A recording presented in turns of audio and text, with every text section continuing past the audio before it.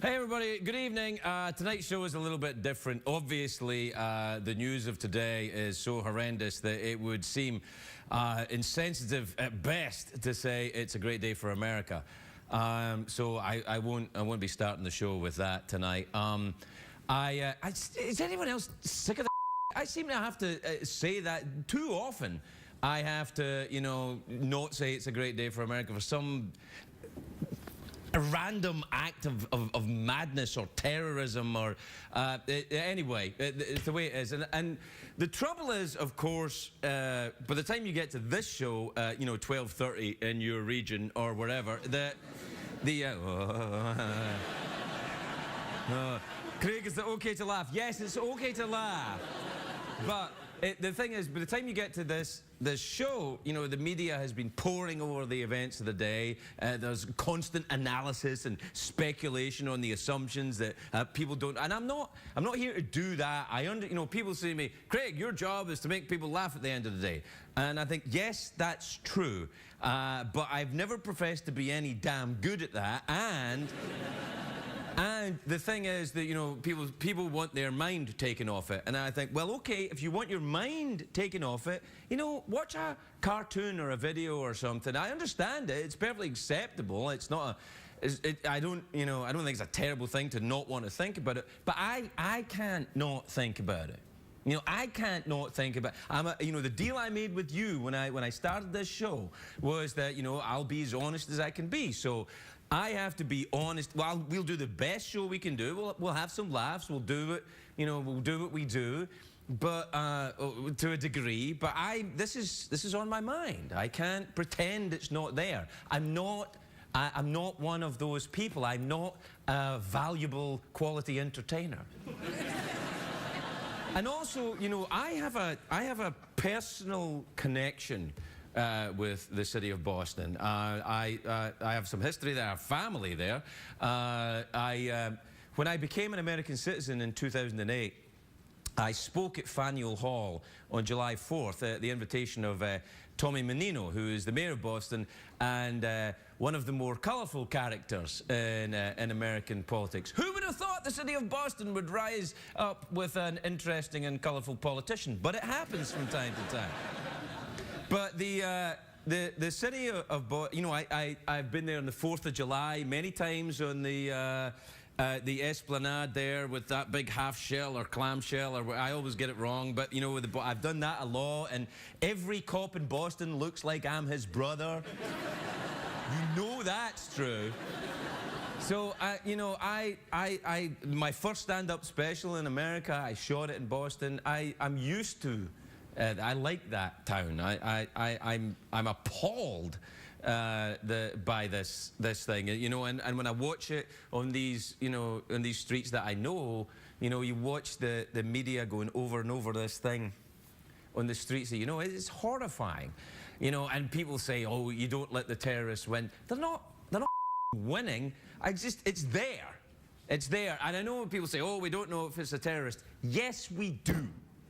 Whoever did that thing wasn't doing it for any other reason. I mean, clearly they failed in achieving the number of deaths and carnage that they were trying to get. You know, this wasn't some brave commando that snuck into a military installation and put a limpet mine on the side of a battleship and then snuck out, you know, fearing for his own life. This was some that went into a public place and left something there that he knew was going to blow up. That's not a soldier. That's a terrorist. That's not a soldier. You know. So, you know, if I have all this inside of me, you know, if I have all this rage and anger and distress and upset inside of me, I'm not good enough a comedian to hide that from you. I can't hide it from you. It's there. So we'll have our guests out tonight, and I'll ask them about their lives. But wait. I don't know how it's going to be. Luckily, we have a couple of guys tonight who I think, you know, we got a shot. They're intelligent, experienced, clever men. Rob Lowe and Larry King are my guests tonight. I think we'll be all right. Join us after after a break, and we'll carry on. All right.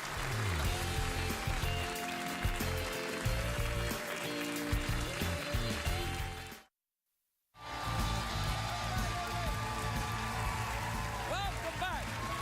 My first guest today is a very talented actor. He is the narrator of the miniseries The 80s, the decade that made us go to rehab, airing on the... Made me go to rehab anyway.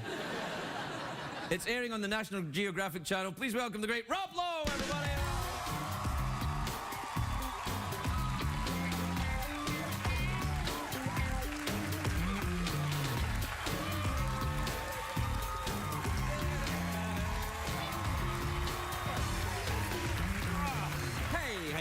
Well, that's all of our prepared bits. Yeah, that's right now. Everything gone, Rob.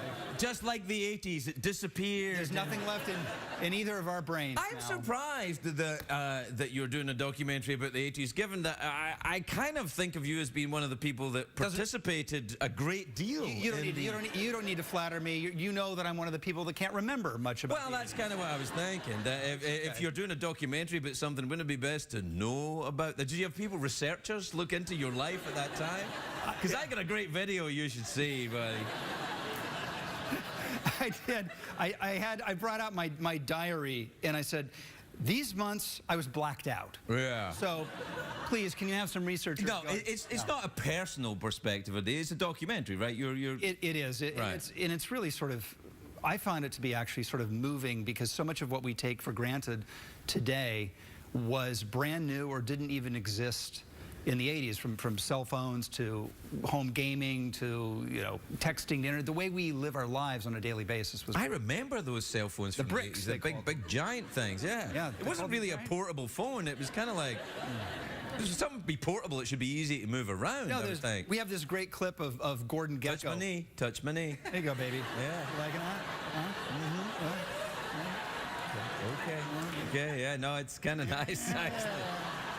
Yeah, you're Rob Lowe, help yourself. So, no, I'm fascinated by this period in history because I have trouble remembering parts of it myself. Well, it's like, to me, the greatest, people talk about the 80s and what changed history, and people talk about the fall of the Berlin Wall or the invention That's of the done? But see, I missed that as well. To me, single greatest invention of the 80s, hair mousse. Well, yeah. At least for me. Are you wearing a hair product right now? Oh, no, I'm all natural. Come on. Yeah. I thought you were just surprised. No, it looks good. Your hair looks great. Well, thank you. Yeah, no, it's really good. Yeah, I think we're the only two people that came through the 80s with our hair intact. I know. Yeah. I don't know if mine's intact. Mine's grey though, man. No, it makes you very distinguished. See, I don't want to be distinguished. Don't want to be distinguished. No. I don't want to be distinguished. Thank you though for making me distinguished. No, you got like a Clooney thing without the Darfur. Oh, Clooney my ass. Come on. Don't have a Clooney thing going on. Late night talk show douche. I don't have a Clooney. Where's my Italian thing that he has? What does he have? A villa in somewhere. Have you been there? I bet you have. I have not been to the famous villa yet. But maybe after tonight, I'll get an. Oh yeah, because George is watching right now. No, he's like, I never miss Craig. He's got a me thing going on. Hey, listen, the terrible news coming out of Boston today. You've been following that stuff today? I have been, and like you, I love that city. I've shot there, and I have friends there, and Amy Poehler, who's on Parks and Rec, is from Boston, so I have an affinity, and it's been horrible. A lot of people in the comedy world from Boston. Louis C.K. Yeah, and Dennis Leary, he's from Boston as well. There's a lot of that. Dennis Leary's another one. I met Dennis in the 80s. But you remember meeting Dennis Leary in the 80s? Well, we had similar interests. Let's just say that. Yeah, I hear you loud and clear, pal. But the thing about Dennis is he never really went that crazy. He sort of had an image of being a crazy man, but he wasn't really. You, on the other hand, stories abound that you were actually completely crazy. I put a lot of those in my book that I wrote last year, and look, the way I look at it is you want to do that stuff when you're young. I mean, and if you have to, then you might as well. Everybody has to. Come on, Come on, I got kids, man. I don't want my kids doing it. Do you want your kids doing it? Listen, I'm going to be the bearer of bad news, but realistic news. They're probably doing it, and you just don't know about it. One of them's only 2. Oh my God. No, maybe though, you know, I mean, nah. What age are your kids now? I have a freshman in college and I have a junior in high school. Wow, see, that's so listen. That's the danger years, yeah. That is. Yeah, mine are a little younger than that. I had to wait a little longer to have my kids.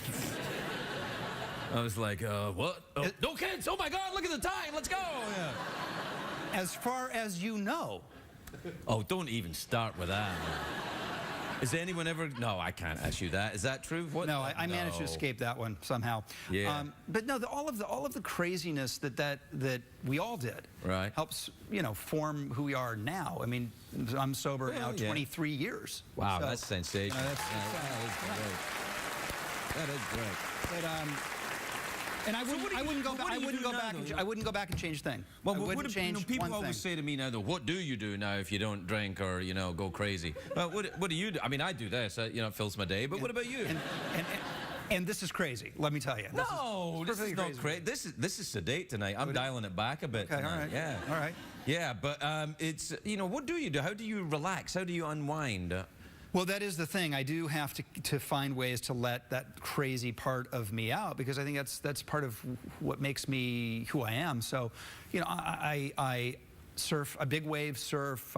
Big wave surf, like North Shore Hawaii, big wave? I've surfed on the North Shore, but if it gets really big, I don't go out. But you know, and that's pretty. I rode crazy. a jetpack last week. One of those crazy, like Jetsons, 1960s. We thought we were all going to have one when we got older. Of course, none of us have them. Well, you've got one clearly. Yeah. Seems like you turn up at Parks and Rec in your jetpack. Hi, other people who are not Rob Lowe. That must be good. It was a one-time only thing, but it was fun. But I got to find stuff that do you get? Are you kind of an adrenaline junkie? Yeah, then you're kind of like fast cars, airplanes, that kind of thing. Yeah, I'm so bad with math though that I don't want to be responsible in a cockpit. Like how much gas ratio of flight time was the? Oh no. They got computers for all of that now. Yeah, no, it just goes like that. Hey, more gas. Better stop for gas. Or something like that. I have a pilot's license. I really should know. Yeah, I do. Yeah, I have a similar problem to you. I kind of have to be engaged, or else, you know, it's like Sherlock Holmes. You know, in the Sherlock Holmes stories where he gets depressed if there's no case and stays at home and shoots intravenous cocaine. That's me. I hear your pain. Yeah, it's kind of like that. I hear your pain. With that upbeat note, we'll take a commercial break. We'll be right back with Rob Lowe.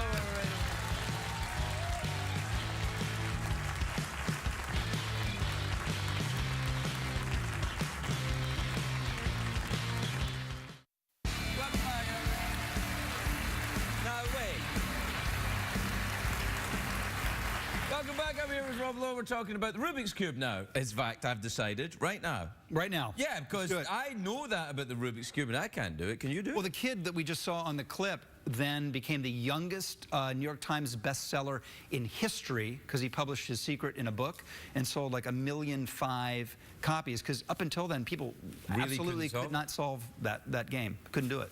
I can't remember that part of it at all. Well, can you imagine us trying to do it? Yeah, I'm not interested. Like, oh, yeah. Yeah, oh, great. And the thing is, though, I'm such a horrible jerk that, like, if someone solves it, I'm like, yay.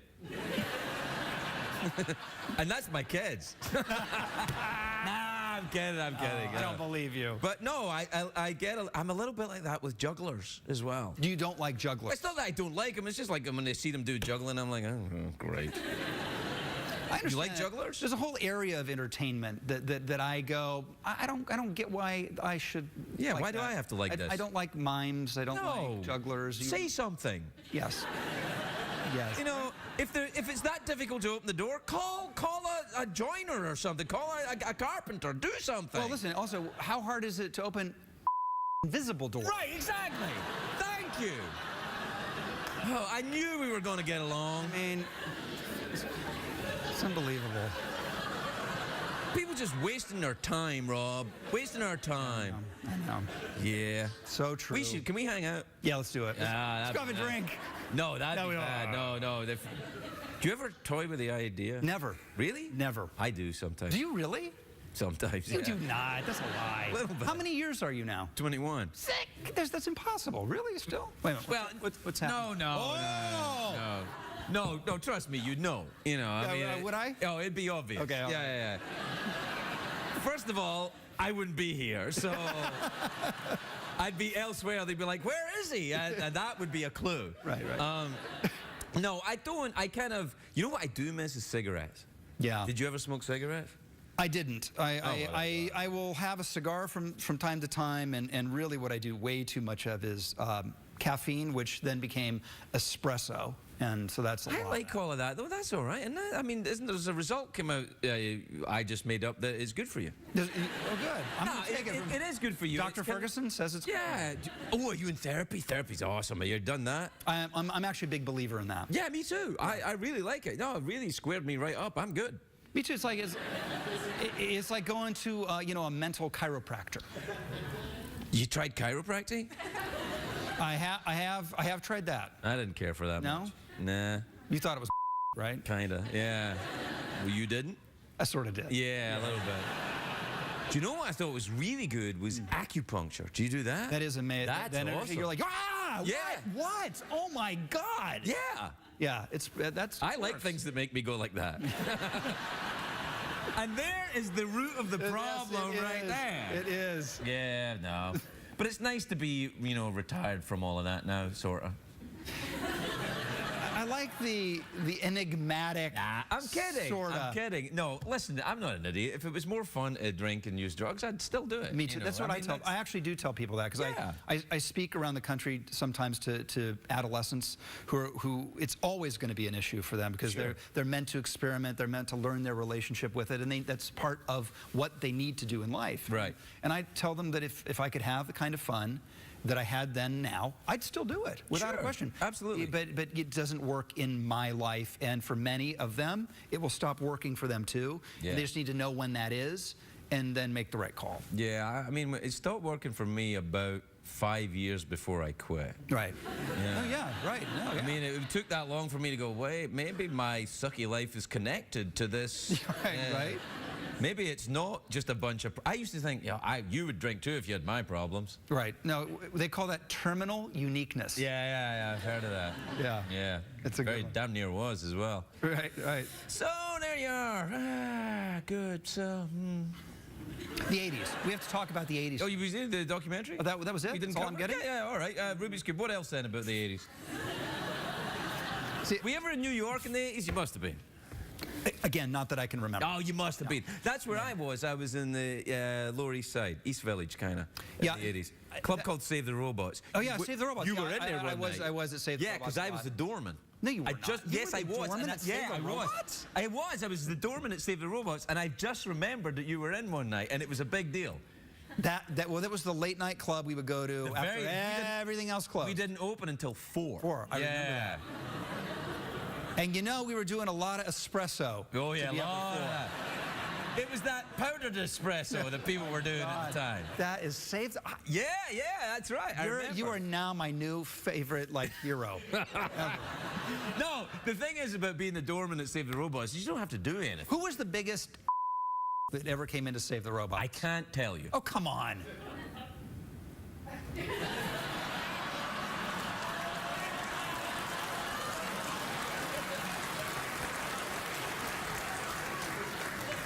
You'd had a few drinks. It's all right.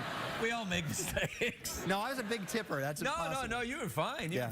I just remember you were in there. There was an actor who I can't remember his name, but I'll tell you during the commercial break. Who was what a tool. Oh my God. You must have seen that was the place to be. Yeah, it was. Yeah. I got fired pretty early on though. Why? I wasn't interested in working the door. Everything was going on inside. Yeah. Anyway, we're out of time. That was it? Yeah. You good? I'm good, man. This was great. Thank you. Little awkward pause before you leave? I think that was good. A little too short.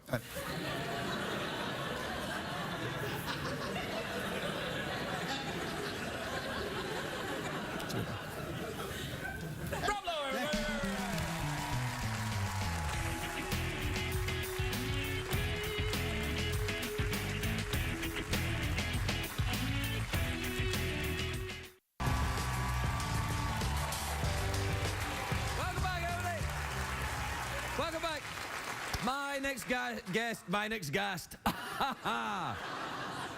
My next guest is a broadcasting legend, a good friend of the show. I'm just an all-round, you know, he's all right. Larry King, everybody, Larry King.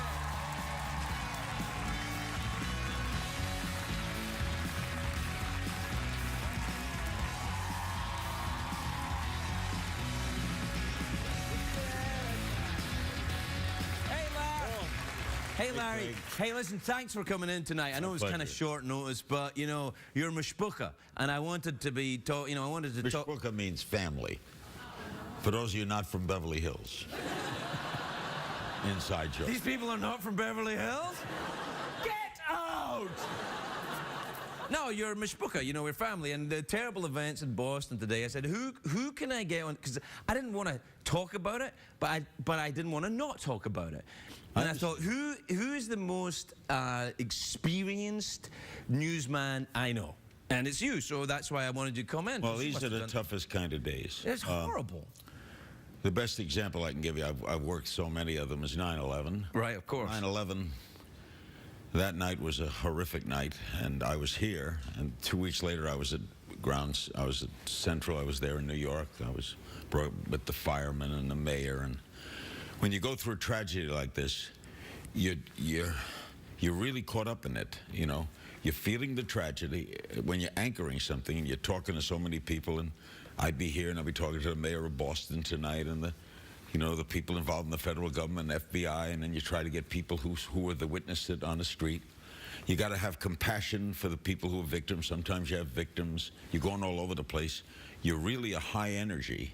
At the same time, you're feeling it.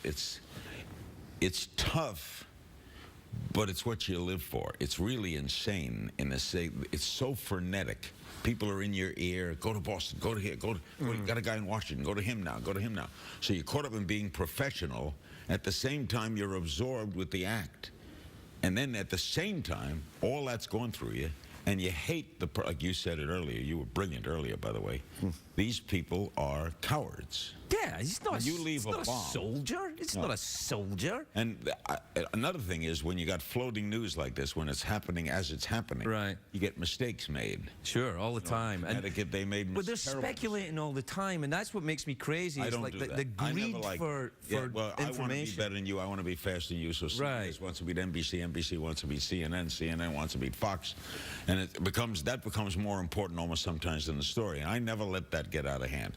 I never liked guessing. You can't guess. So we don't know what this is yet. Now, maybe we've learned something in between. But as we're taping this right now, we don't know anything about thanks a lot, man. What? Everyone was like, they're live. Now they're like, no. People think you're here at 12. By the way, Rob Lowe is, you know, I'm on that 80s. You in that 80s thing? Yeah, because I remember, you know, I remember at Save the Robots, you coming in one night. No, you were the worst guy we ever had in there. Nah.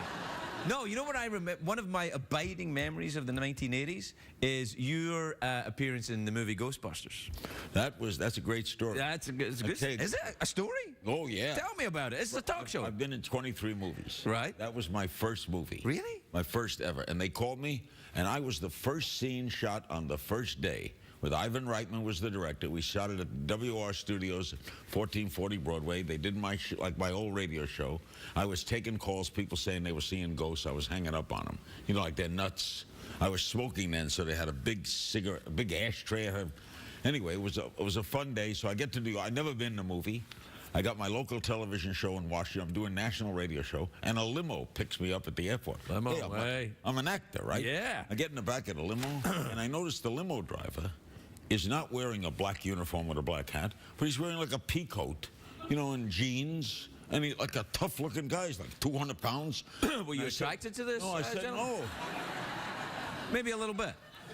You know, you're sick. Yeah. Anyway, I leaned up a little, you know, in the back of the limo. I said, "Sir, you don't look like a limo driver." He says, "I'm a teamster." The team, yeah, tough union. Yo, I say did I say anything against the Teamsters? No. Did He I? said, no, Ever? don't speak against. No. He says, yeah, we got the contract. We do every movie in New York. In other words, if you do a movie in New York, the Teamsters drive the cars. We'll drive the Ghostbuster car in the movie when you see the long shot. We pick up all the actors in the movie. That's what we do. So I say, well, supposing I'm making a movie in New York and I don't want to use the Teamsters. What are you, high? Why did you say that to the guy? No. The guy turns around and goes, I knew I interviewed Jimmy Hoffa, so I got to know the team. Oh, right, yeah, he was involved. Anyway, this is a true story. I got $10,000 to do this one 5-minute scene. But me. Wait a second. 3 years later, that movie was sold on the same day. Ghostbusters was sold to ABC and HBO. Okay, on the same day, both bought the rights. ABC had it for a year, and then HBO had it in perpetuity. And if you had a speaking part, you got like 10 times what you were paid. Oh, are you I got a check kidding for me? $100,000 for this one scene. And then, now I'll get checks for 47 cents. It'll show somewhere. This is all these years later. It was fun doing them. Wow. Yeah. You must have made a great deal of money over the years. And then, of course, there's alimony. So there's... Man. Let me tell you, first of all, I paid child support. Oh, yeah. And I paid, yeah, you did. Yeah, I paid. But it was all worth it. Yeah. Yeah. Yeah, all So right. we're here to talk about Boston? Yeah, you know, the thing is, I want to talk about it. I don't want to talk about it. I don't know if I were hosting a show like this. Yeah.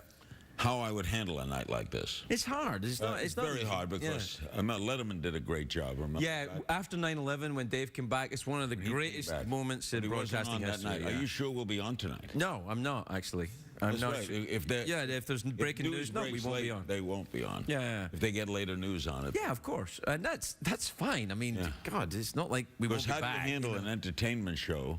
But you handled it, I would say, extraordinarily well. Well, thanks. I mean, what I try and do is be honest. I think that, Right. But I've seen you do this. You know, you just tell the truth. If you don't know the answer, a lot of people, I think, when they're broadcasting, they try and second guess everything everybody's They going to say. talk too much. They talk about themselves. Oh, I do. I've covered better. No, or they get they know too much. Yeah. Today in Boston. Well, I think. A horrible day that will live in the hearts of infamy. Yeah, that. You come on and you say, this was a terrible day. We're going to talk to some people involved and some people who are talking about it and some people who are trying to find answers. My first guest is. Right. And the first question is, where were you and what happened? Oh, I wasn't involved, man. I was here in L.A.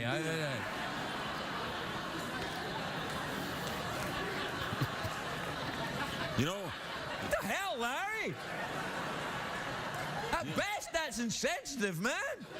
you know the problem when I come here? What? I have to bring my brain down. Ah, knock it off. We'll be right back with Larry King, everybody. Larry King.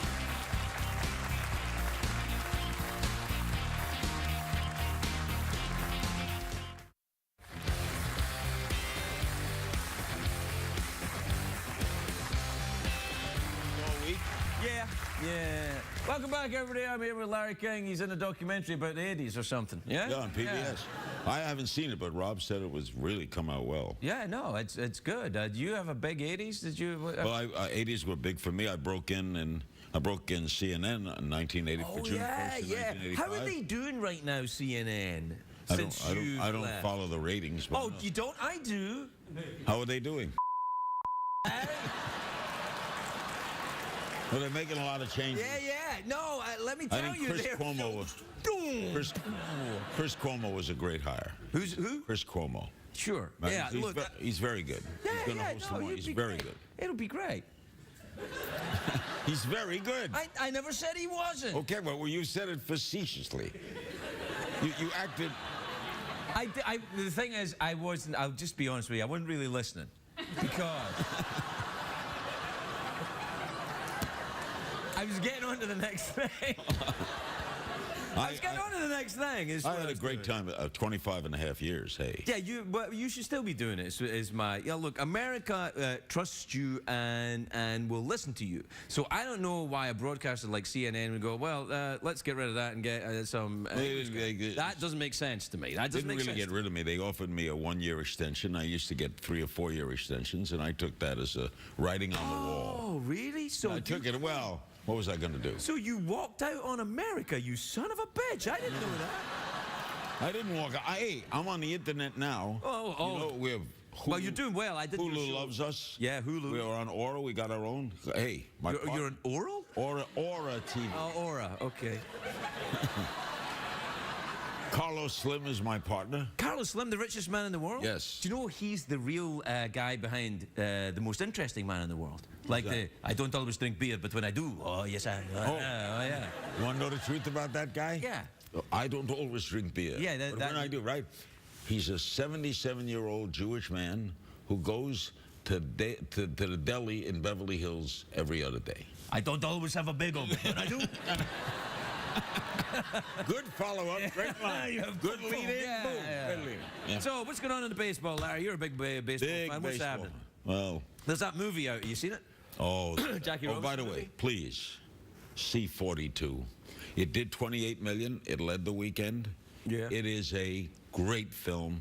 I knew Jackie Robinson. Did you really? Interviewed him twice. Wow. In fact, when I was 13 years old, I was up in the bleachers at Ebbets Field, and I was at his first game. No way. So when they show it in the movie, you know, I always think if they had a film, I'd see myself at 13. But the movie, and Harrison Ford is... He got to win the Academy Award. He's unbelievable. He's a reasonably good actor. I think he's going to go places. He's 70 years old now. 70? Well, that means I'm 50. I'm going to be 80. Well, hey. I can't. I would like to get to 82. So I mean. I can't believe it. Oh man, don't worry about it. It's no, just don't even. Don't worry about it. Don't worry about it. I mean, don't worry about it. What can you do about it? It's easy to say. How old are you? 50? 50. Yeah. So yeah, you say don't worry about it. No, when I was 50, I'd say it too. It freaked me out when I turned 50. It freaked me out. Yeah, 50 was a bad one for me too. It's a tough 50, one. 60 wasn't bad. 70 was okay. I'm not sure about how 80 is going to be. But 50, because they had a party for me. I was doing my national radio show, and I was on CNN. Yeah.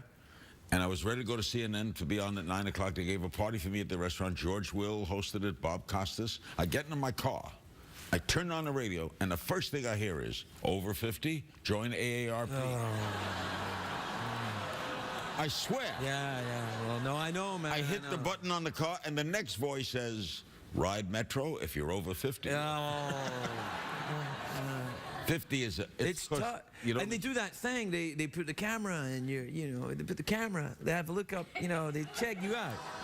The camera. They put the camera. What? In your pants. They put a camera in your pants. What are you talking about? But they give you a colonoscopy, man. Oh, yeah, that. Well, you. And when I got mine, they didn't even throw a party. I'll tell you the worst thing about colonoscopies. By the way. And they're fine. They're fine. Nothing, never a joke. Yeah. You sit there. Well, I don't know if it's a joke. No. They're fine. You don't it's know not like, no. funniest thing that ever happened. My last colonoscopy, I said, when are you going to do it? And they said, we just did it. Oh, really? But the first one I had, the first is when they sort of twilighted you. And hang on. Half awake. So you're half awake, and the guy doing it is saying, this looks good, this looks good, this looks good. And then he pauses for like 30 seconds, and you go, what? What don't look good? It's weird. I can't believe that I've reached a point in my life where I'm on TV with Larry King talking about our colonoscopy. That's when you know. That's when you know. All right, so the sum up of this is, I'm summing up the evening. Watch the PBS special. Oh, yeah, you got to see that. Tragedy in Boston. Stay on top of it, and let's hope that no more lives are lost. Yes, absolutely. That we find out the horrific person who do this. 42 is a great movie. Yeah. And get a colonoscopy. A Night with Craig Ferguson. What else? Yeah, that sounds a little more interesting than A Night with Craig Ferguson, actually. I don't think it's that interesting now spending a night with. I get to bed early, man. You know what I like about you? Among many things I like about you. Yeah? Is you put your ego at the door. You really, for someone who's as talented as you are and has been successful, you do not have an enormous ego. I think I do, to be honest, but no, to be fair, and I am being quite serious. I think I do, but I think I'm lucky because in the business that I'm in and that we are in, you get to see a lot of people who do not restrain their egos. I always left mine at the door. Well, you got to have a healthy ego to go on camera. Right. But what I'm saying is, I've seen what an ego looks like unrestrained when it's, you know, walking around thinking it's, yeah, you know.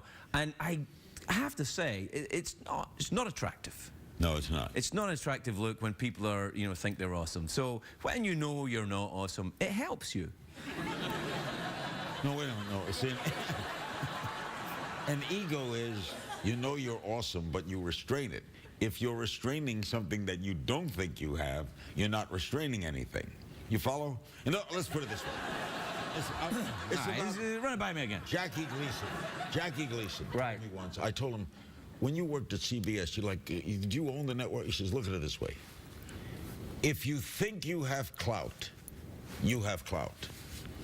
If you think you don't have clout, even if you have clout, you don't have clout. That's me. So you I don't think I have clout, and I don't. So you don't think you're awesome. So you're not reducing any ego. In other words, you don't have an inferiority complex. You are inferior. Yes. It's not a complex. Yes. It's not a complex. Yes, and here's the thing as well. I think I have a sense of perspective, which is this. What I do, Larry, is talk. I know, it's a joke. It's not that big a deal. I'm not looking up someone's ass with a camera, you know. I'm not doing it's not like a proper job, Larry. But when you get your paycheck, do you say, whoa, they're paying me to talk? Yeah, a little bit. Yeah. Come on. Yeah, it's crazy. You and I are sitting here. Yeah. They're paying you. We do this anyway. Yeah, that's true. It's true. Yeah. You meet me today and have a Yeah, of course. I don't always have a bagel, but when I do, man. Yeah, we're out of time, Larry. Okay. Yeah. All right, thanks. When do you want me to get in short notice with everything? Yeah, no, listen, if it were up to me, just come on over. Whenever you can make it. You know. You're kidding. Yeah, come on over when you can make it. So in other words, if I'm driving by Fairfax here, Yeah, come on in. I go see a movie over here. What kind of movie are we talking about? 42. It's a great movie. No, well, you've seen that movie. You can't go see that movie. You're going to go see it again? Is it like Twilight or something to you? You're like... No, but I want to know, I could just drop in here. Yeah, come on in. Yeah. Okay. Yeah, I mean, I'd surprise you one night. You wouldn't get ticked, huh? Nah. No? Nah, I'd be like, come on up. Anytime. I'm not kidding. I'll say, let's say you're talking to Will Smith.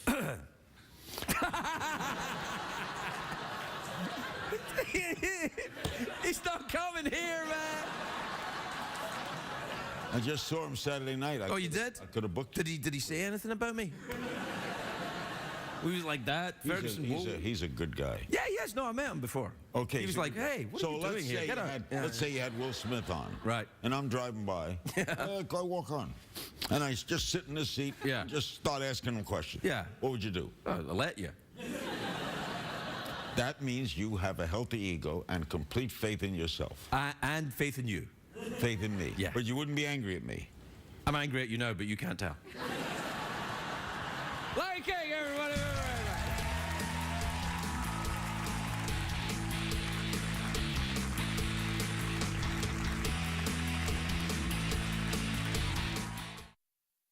If you're going to be in the LA area and would like to attend a taping of The Late Late Show with Craig Ferguson, please give us a call at 323-570-0059. You know, it's been a tough day for a lot of people. So if you're watching from Boston tonight, our thoughts are with you, and we'll see how it goes. Good luck to you. Good night.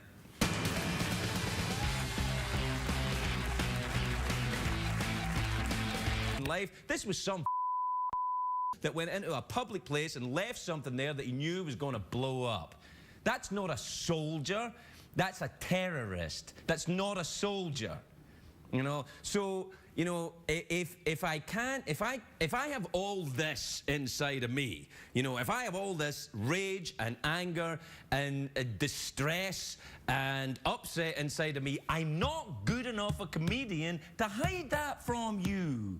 I can't hide it from you. It's there. So we'll have our guests out tonight, and I'll ask them about their lives. But wait. I don't know how it's going to be. Luckily, we have a couple of guys tonight who I think, we got a shot. They're intelligent, experienced, clever men. Rob Lowe and Larry King are my guests tonight. I think we'll be all right. Join us after a break and we'll carry on. All right.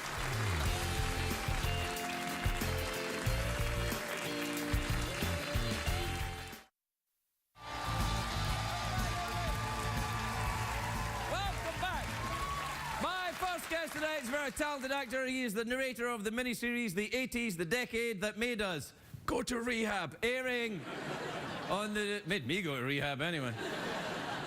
It's airing on the National Geographic Channel. Please welcome the great Rob Lowe, everybody.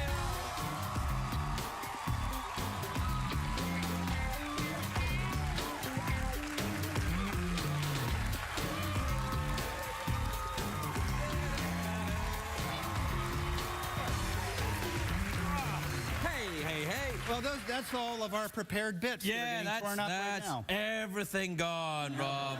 Just like the 80s, it disappeared. There's nothing left in either of our brains. I'm surprised that you're doing a documentary about the 80s, given that I kind of think of you as being one of the people that participated a great deal. You don't need to flatter me. You know that I'm one of the people that can't remember much about. Well, that's kind of what I was thinking. That if you're doing a documentary about something, wouldn't it be best to know about that? Did you have people, researchers, look into your life at that time? Because I got a great video you should see, buddy. I did. I brought out my diary and I said, these months I was blacked out. Yeah. So, please, can you have some researchers? No, it's not a personal perspective. It's a documentary, right? It is. Right. It's really sort of. Hey everybody, good evening. Tonight's show is a little bit different. Obviously, the news of today is so horrendous that it would seem insensitive at best to say it's a great day for America.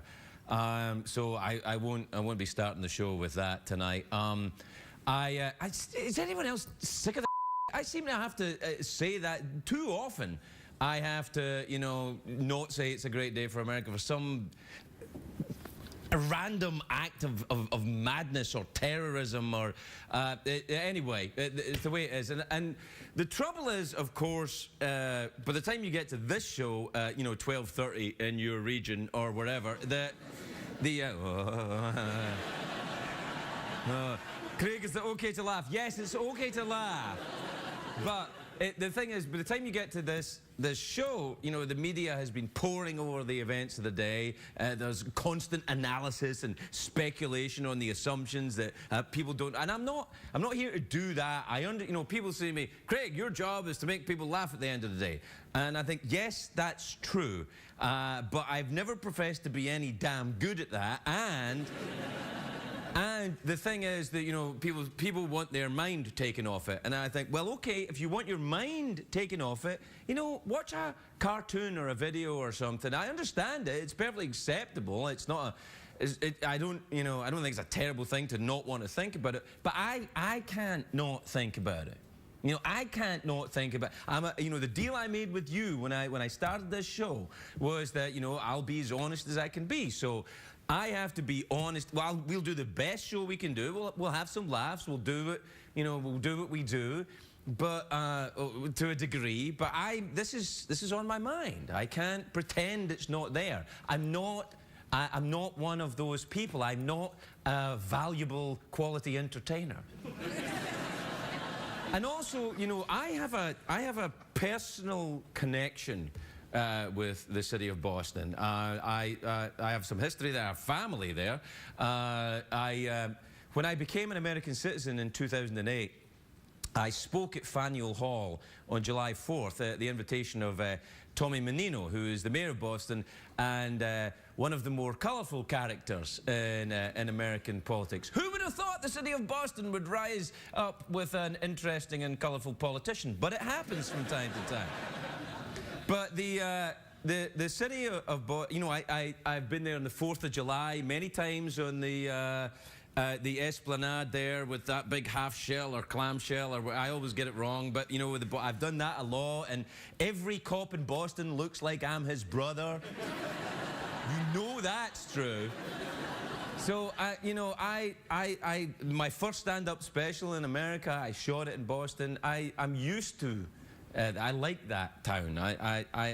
I'm appalled by this thing, you know, and when I watch it on these, you know, on these streets that I know, you know, you watch the media going over and over this thing on the streets, you know, it's horrifying, you know, and people say, oh, you don't let the terrorists win. They're not winning. It's there. It's there. And I know when people say, oh, we don't know if it's a terrorist. Yes, we do. Whoever did that thing wasn't doing it for any other reason. I mean, clearly they failed in achieving the number of deaths and carnage that they were trying to get. You know, this wasn't some brave commando that snuck into a military installation and put a limpet mine on the side of a battleship and then snuck out, you know, fearing for his own